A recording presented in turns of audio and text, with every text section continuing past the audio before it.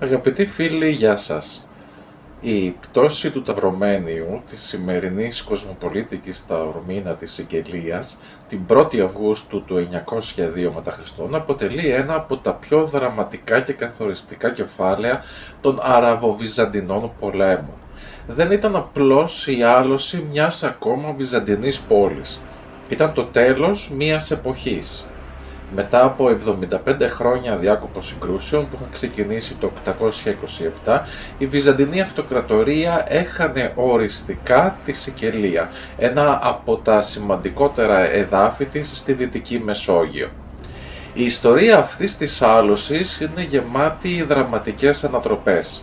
Θρησκευτικός φανατισμός, πολιτικές ίντριγκες, προδοσίες και η αδυναμία της Κωνσταντινούπολης να ενισχύσει έγκαιρα τους υπερασπιστές του νησιού συνέθεσαν ένα σκηνικό που οδήγησε στην τελική κατάρρευση του τελευταίου μεγάλου βυζαντινού οχυρού της Σικελίας.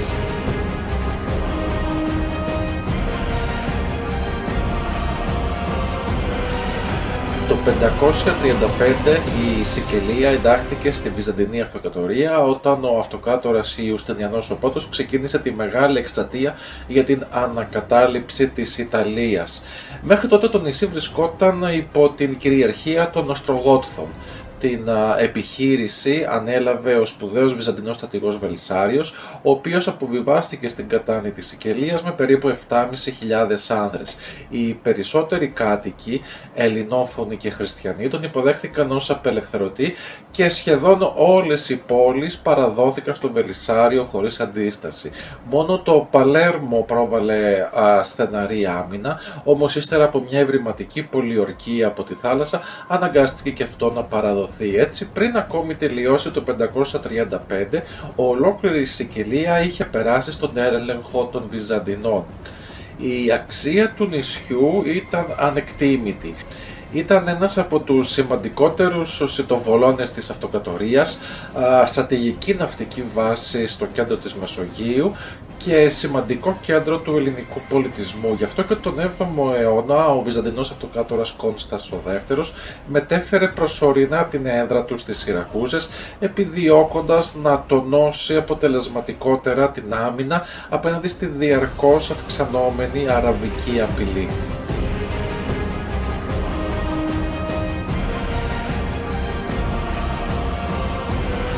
Οι πρώτες μουσουλμανικές επιδρομές στην Βυζαντινή Σικελία ξεκίνησαν το 652, μόλις σχεδόν 2 δεκαετίες μετά από τον θάνατο του προφήτη Μωάμεθ. Στόχος τους, των Αράβων, δεν ήταν η κατάκτηση του νησιού, αλλά η αρπαγή πλούτου, σκλάβων και πολύτιμων αγαθών, αλλά και η αποδυνάμωση της Βυζαντινής κυριαρχίας στη Δυτική Μεσόγειο. Η κατάσταση άλλαξε ριζικά το 827 εξαιτίας μιας βυζαντινής προδοσίας.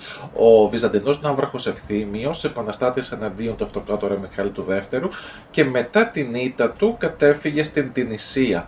Εκεί ζήτησε τη βοήθεια του εμμύρη των Αγλαβιδών, υποσχόμενος ότι θα του παραδώσει τη Σικελία εφόσον τον όριζε κυβερνήτη του νησιού. Ο εμμύρης εκμεταλλεύτηκε αμέσως αυτή την ευκαιρία. Αντιμετώπιζε σοβαρά εσωτερικά προβλήματα και αποφάσισε να στρέψει τις δυνάμεις του εναντίον της Σικελίας, αξιοποιώντας τις πληροφορίες που του είχε προσφέρει ο Ευθύμιος για την οργάνωση της εισβολής. Στις 14 Ιουνίου λοιπόν του 827, ένας ισχυρός μουσουλμανικός στόλος απέπλευσε από την Τινησία και αποβιβάστηκε στο Ματζάρεντεβάλο, στη βυτική ακτή της Σικελίας, στην επαρχία του Τράπανη, με περίπου 10.000 πεζούς και 700 υπείς.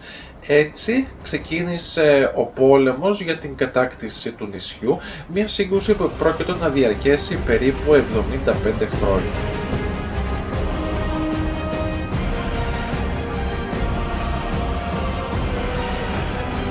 Πριν φτάσουμε στην τελική πολιορκία του Ταυρομένιου, αξίζει να γνωρίσουμε τον άνθρωπο που την οδήγησε αυτή την πολιορκία. Ο Ιμπραήμ ο Δεύτερος των Αγλαβιδών υπήρξε μια από τις πιο αμφιλαγόμενες και σκοτεινές προσωπικότητες του Μεσαίωνα. κυβέρνησε την Ιφρικίγεια, δηλαδή τη σημερινή την Ισία και την Ανατολική Αλγερία από το 875 έως το 902 και μέσα σε αυτά τα 27 χρόνια άφησε πίσω του δύο εντελώς διαφορετικά πρόσωπα. Στα πρώτα χρόνια της εξουσίας του απέδειξε ότι διέθετε μεγάλες διοικητικές ικανότητες. Ενίσχυσε την οικονομία, κατασκεύασε τζαμιά, δεξαμενές νερού και ισχυρές οχυρώσεις, ενώ ίδρυσε μία νέα παλατινή πόλη, τη Ρακάντα. Η πόλη αυτή έγινε γνωστή για τα πολυτελή ανάκτορα και τους εντυπωσιακούς κήπους της και θεωρήθηκε σύμβολο της ευημερίας της περιοχής. Στη συνέχεια όμως η συμπεριφορά του Ιμπραήμ άλλαξε δραματικά. Οι πηγές περιγράφουν έναν άνθρωπο που κυριεύθηκε από την παράνοια, την καχυποψία και ακραία βία. Πιστεύοντας ότι όλοι συνομωτούσαν εναντίον του, κάλεσε στη Ρακάντα τους σημαντικότερους ευγενείς και στρατιωτικούς διοικητές και διέταξε τη μαζική εκτέλεσή τους. Οι ίδιες οι αραβικές πηγές αναφέρουν ότι ακόμη δεν δίστασε να θανατώσει αυλικούς υπηρέτες αλλά και μέλη της ίδιας της οικογένειάς του, όπως τις κόρες του, για ασήμαντες αφορμές. Η φήμη της αγριότητάς του έφτασε μέχρι τη Βαγδάτη. Το 901 λοιπόν ο Αβασίδης Χαλίφης Αλ-Μουτάντιντ τον αυκαθαίρεσε και όρισε στη θέση του τον γιο του. Ο Ιμπραήμ δεν αντέδρασε. Αντί να παρουσιαστεί όμως στη Βαγδάτη, ανακοίνωσε ότι θα ξεκινούσε μια ένοπλη προσκυνηματική εκστρατεία, έναν ιερό πόλεμο δηλαδή, την Τζιχάντ, εναντίον των χριστιανών, πιστεύοντας πως έτσι θα εξηλαιωνόταν για τις πράξεις του. Φορώντας τα απλά ρούχα ενός ασκητή, συγκέντρωσε φανατικούς εθελοντές και μισθοφόρους και διακήρυξε ότι θα κατακτούσε τη Σικελία, την Νότια Ιταλία, ακόμη και τη Ρώμη και την Κωνσταντινούπολη και από εκεί θα επέστρεφε θριαμβευτής στη Βαγδάτη. Με αυτό το όραμα, αλλά και με μια ψυχολογία που ισορροπούσαμε ανάμεσα στον θρησκευτικό φανατισμό και τη μεγαλομανία, αποβιβάστηκε το 902 στη Σικελία, έτοιμος να επιτεθεί στο τελευταίο μεγάλο βυζαντινό προπύργιο του νησιού, την Ταορμία.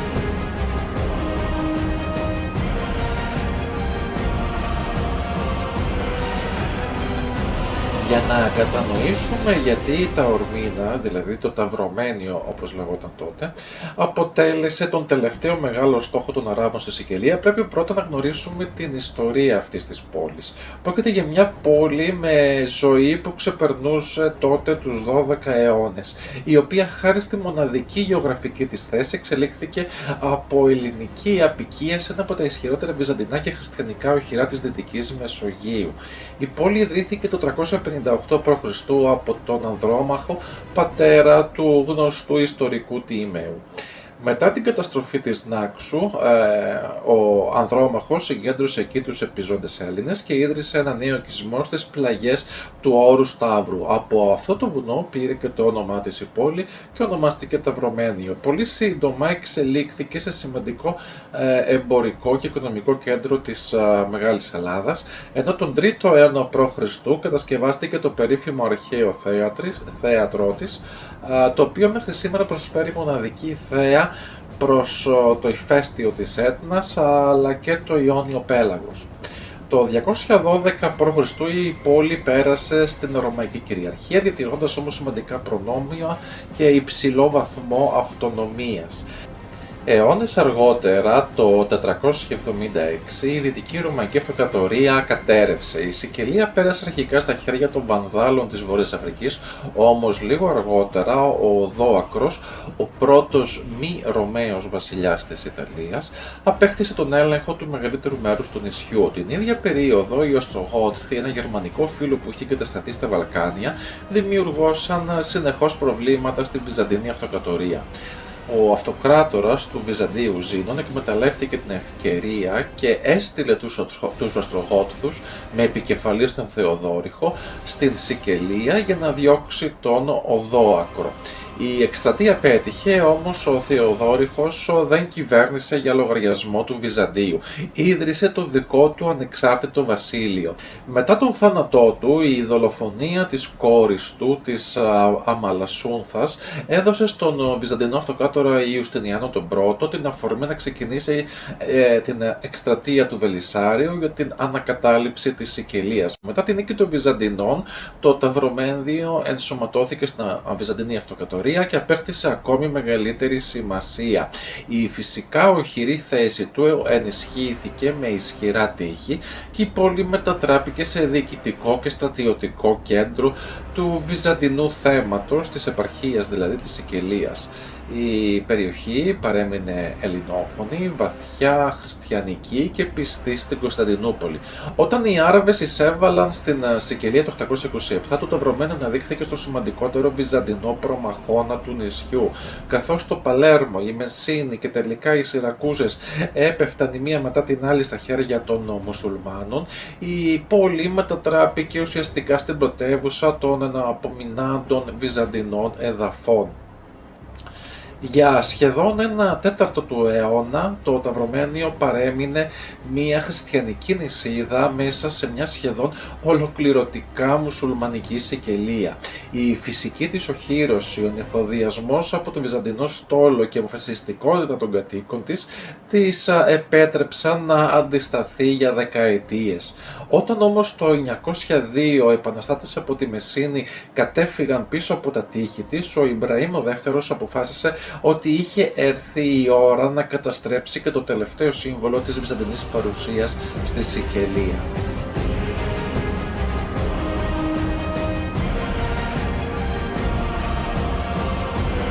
Η πολιορκία του Ταυρωμένιου το 902 υπήρξε η τελευταία μεγάλη αναμέτρηση που έκρινε οριστικά την τύχη της Βυζαντινής Σικελίας. Ξεκίνησε στα μέσα Ιουλίου και ολοκληρώθηκε την 1η Αυγούστου, αφήνοντας πίσω της μια συγκλονιστική ιστορία γενναίας αλλά και άνησης αντίστασης. Ο έκτοτος Εμμύρης Ιμπραήμ ο δεύτερος έφτασε στο Παλέρμο τον Ιούλιο του 902 και χωρίς να χάσει χρόνο κινήθηκε αμέσως εναντίον του Ταυρωμένιου. Η πόλη αποκλείστηκε τόσο από τη στεριά όσο και από τη θάλασσα, ενώ οι υπερασπιστές της, που οι βυζαντινές πηγές αποκαλούσαν Ρωμαίους, ήταν αποφασισμένοι να πολεμήσουν μέχρι την τελευταία στιγμή. Πριν ολοκληρωθεί ο αποκλεισμός, η βυζαντινή φρουρά επιχείρησε μια τολμηρή έξοδο. Στην πεδιάδα, ακριβώς μπροστά από τα τείχη του Ταυρωμένιου, ακολούθησε μια σκληρή και αιματηρή μάχη, όμως η αριθμητική υπεροχή των Αράβων αποδείχθηκε καθοριστική. Οι Βυζαντινοί αναγκάστηκαν να υποχωρήσουν πίσω από τις οχυρώσεις της πόλης, όπου συνέχισαν την άμυνά τους.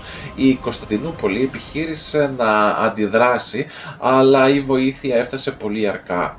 Ο αυτοκράτορας Λέων ο Έκτος διέταξε τον Βυζαντινό στόλο με επικεφαλής τον Άβραχο Ευστάθιο να σπεύσει στη Σικελία. Ωστόσο, ο στόλος δεν εμφανίστηκε ποτέ μπροστά στο Ταυρωμένιο. Οι χρονικογράφοι της εποχής κατηγορούν τον Ευστάθιο για δειλία, αναποφασιστικότητα και σοβαρή αδράνεια, υποστηρίζοντας ότι καθυστέρησε εσκεμμένα στα λιμάνια της Ηπειρωτικής Ελλάδας αντί να πλεύσει αμέσως προς το νησί. Έτσι, το τελευταίο μεγάλο βυζαντινό προπύργιο της Σικελίας έμεινε μόνο του απέναντι στον πανίσχυρο στρατό του Ιμπραήμ του δεύτερου.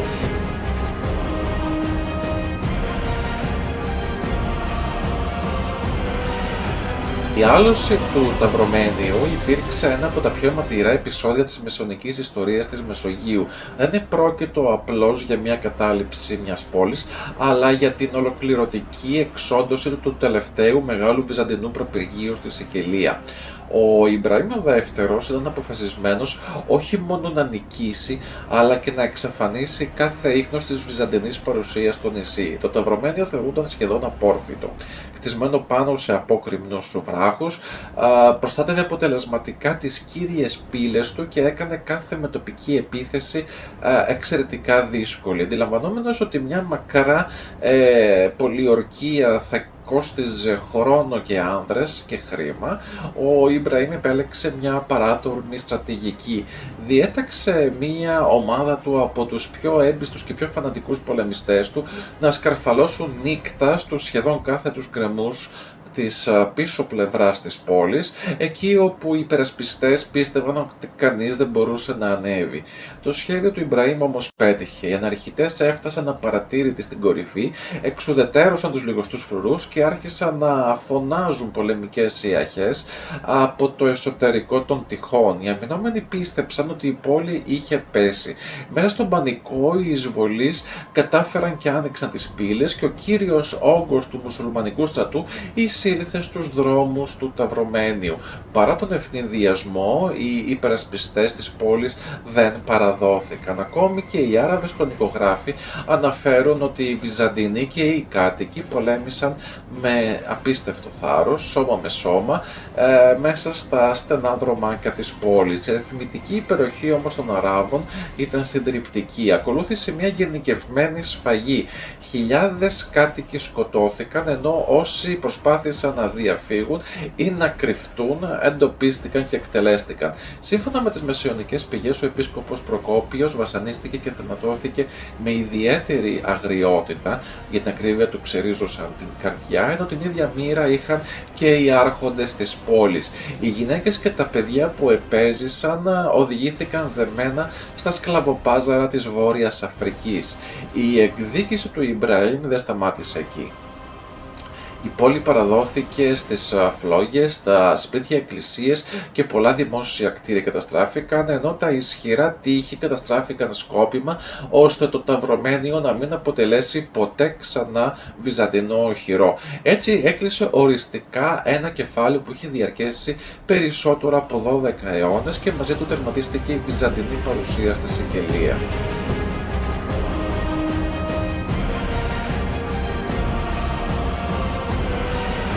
Ανάμεσα στις πιο εντυπωσιακές μορφές της Βυζαντινής Σικελίας ξεχωρίζει ο Άγιος Ηλίας ο Νεότερος, γνωστός και ως Ηλίας ο Σικελιώτης. Η ζωή του μοιάζει περισσότερο με περιπετειώδες μυθιστόρημα παρά με συνηθισμένο βίο Αγίου, γι' αυτό και πολλοί τον αποκαλούν Οδυσσέα του Μεσαίωνα. Σύμφωνα με τα βυζαντινά αγιολόγια, διέθετε το χάρισμα της προφητείας και της ενόρασης.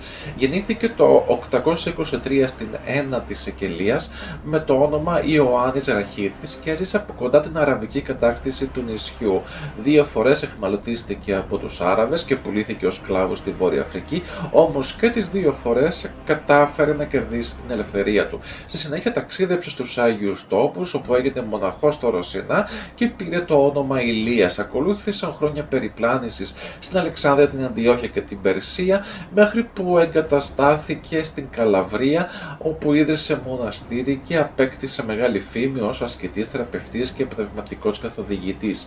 Λίγο πριν από την πολιορκία του Ταυρωμένιου επισκέφθηκε την πόλη και επιήφθηνε μια αυστηρή προειδοποίηση στους κατοίκους. Τους κάλεσε να μετανοήσουν, γιατί πίστευε ότι η αλαζονία και η σιγουριά που τους έδιναν τα πανίσχυρα τείχη θα οδηγούσε στην καταστροφή. Σύμφωνα με τα αγιολογικά κείμενα, προφήτευσε ότι αν δεν άλλαζαν στάση, η πόλη θα έπεφτε στα χέρια των Σαρακινών. Οι κάτοικοι όμως τον χλέβασαν και τον ανάγκασαν να φύγει από την πόλη τους. Λίγους μήνες αργότερα, το Ταυρωμένιο καταλήφθηκε και καταστράφηκε. Ένα χρόνο αργότερα, ο 80χρονος πλέον Ηλίας ξεκίνησε για την Κωνσταντινούπολη, αλλά πέθανε καθοδόν στη Θεσσαλονίκη στις 17 Αυγούστου του 903. Τα αγιολόγια αναφέρουν ακόμη ότι λίγο πριν από τον θάνατό του προείπε και την άλωση της Θεσσαλονίκης το 904 από τον Λέοντα τον Τριπολίτη. Ένα ακόμη εντυπωσιακό γεγονός που συνδέθηκε με την πτώση του Ταυρωμένιου είναι, σύμφωνα με τις ιστορικές παραδόσεις, μια εντυπωσιακή βροχή μετεωρητών που φώτισε τον ουρανό της Σικελίας το βράδυ πριν από την πτώση της πόλης. Το φαινόμενο, που πιθανότατα πρόκειτο για τους Περσίδες, θεωρήθηκε από πολλούς θεϊκό σημάδι και το 902 έμεινε γνωστό στην μουσουλμανική παράδοση ως το έτος των αστεριών.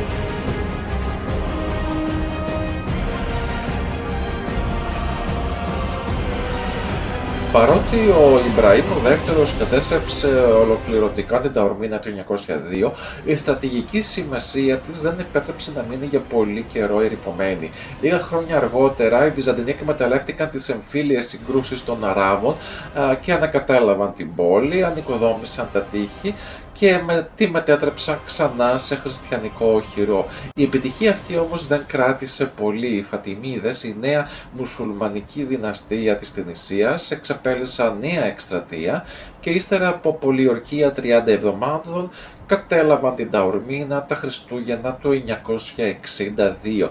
Στη συνέχεια εγκατέστησαν μουσουλμάνους επίκους, τη μετονόμασαν σε Αλ-Μουιζιρίγια προς τιμή του Χαλίφη Αλ-Μουίζ και της έδωσαν έντονο αραβικό χαρακτήρα με νέα τζαμιά αρχιτεκτονική και σύγχρονη εμπορική ανάπτυξη.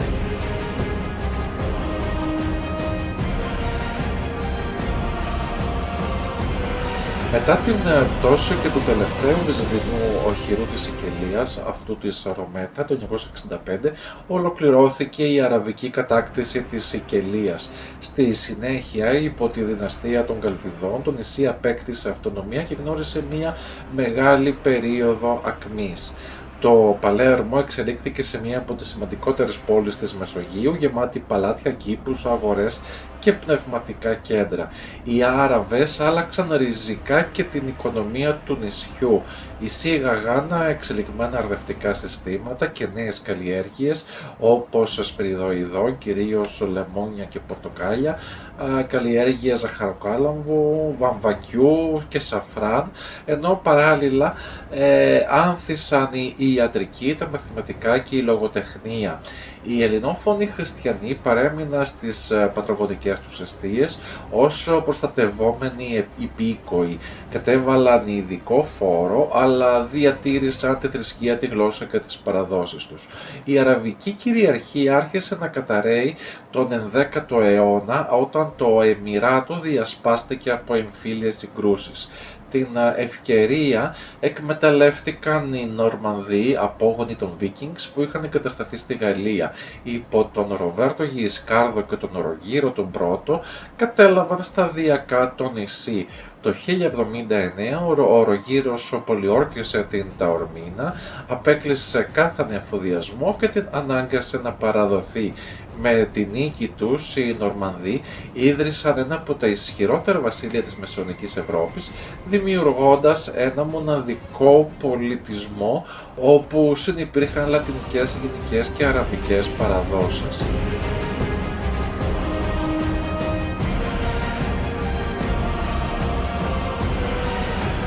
Καθώς οι Άραβες κατακτούσαν σταδιακά τις πόλεις της Σικελίας, χιλιάδες ελληνόφωνοι χριστιανοί εγκατέλειψαν το νησί.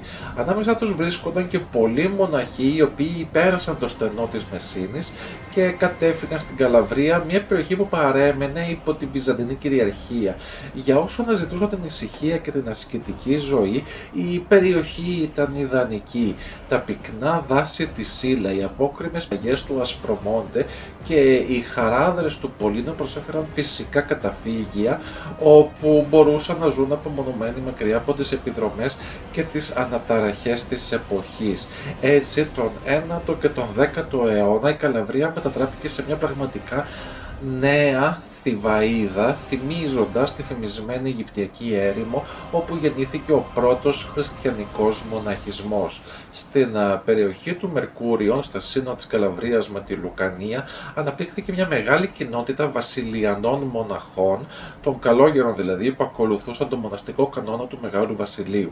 Οι μοναχοί αυτοί δεν αφιερώθηκαν μόνο στην προσευχή, δημιούργησαν μοναστήρια, σχολές και εργαστήρια αντιγραφής αρχαίων χειρογράφων, συμβάλλοντας καθοριστικά στη διάδοση των αρχαίων ελληνικών και εκκλησιαστικών κειμένων. Από αυτή τη μοναστική παράδοση αναδείχθηκαν σημαντικές μορφές, με πιο γνωστό τον Άγιο Νίλο τον Νέο από το Ρωσάτο, ιδρυτή αργότερα της ιστορικής μονής Γκρουτεφεράτα κοντά στη Ρώμη. Η φήμη των ασκητών της Καλαβρίας εξαπλώθηκε σε ολόκληρο τον Βυζαντινό κόσμο, φτάνοντας μέχρι την Κωνσταντινούπολη και τα Ιεροσόλυμα. Η πνευματική αυτή αναγέννηση άφησε πίσω της σπουδαία βυζαντινά μνημεία, με χαρακτηριστικότερο τη μικρή αλλά εντυπωσιακή κατολίκα αντιστήλο, ένα ναό με 5 τρούλους που δεσπόζει ακόμη μέχρι και σήμερα στις πλαγιές της Καλαβρίας και αποτελεί ζωντανή μαρτυρία αυτής της σπουδαίας εποχής. Η ιστορία της Ταορμήνας δεν ήταν απλώς η ιστορία μιας πόλης που άλλαξε πολλές φορές κυρίαρχο. Είναι η ιστορία ενός τόπου που βρέθηκε στο σταυροδρόμι 2 κόσμων και έγινε το σύμβολο της μακρόχρονης σύγκρουσης ανάμεσα στο Βυζάντιο και το Ισλάμ για τον έλεγχο της Μεσογείου. Τα τείχη της γκρεμίστηκαν, οι κατοικοί της γνώρισαν πολέμους, σφαγές και προσφυγιά, όμως η μνήμη της δεν χάθηκε ποτέ. Αντίθετα, οι διαδοχικοί πολιτισμοί που πέρασαν από εκεί άφησαν το αποτύπωμά τους, δημιουργώντας τη μοναδική ταυτότητα που διατηρεί μέχρι σήμερα. Η σημερινή Ταορμήνα με το αρχαίο της θέατρο, τα βυζαντινά, αραβικά και νορμανδικά μνημεία της αποτελεί ένα ζωντανό μουσείο της ιστορίας της Μεσογείου και ίσως αυτό είναι το σημαντικότερο μήνυμα που μας αφήνει, ότι ακόμη και μέσα από τις μεγαλύτερες καταστροφές οι άνθρωποι και οι πολιτισμοί βρίσκουν πάντα τον τρόπο να ξαναγεννηθούν, διατηρώντας ζωντανή την ιστορική τους κληρονομιά μέσα στους αιώνες. Σας ευχαριστώ για την παρακολούθηση.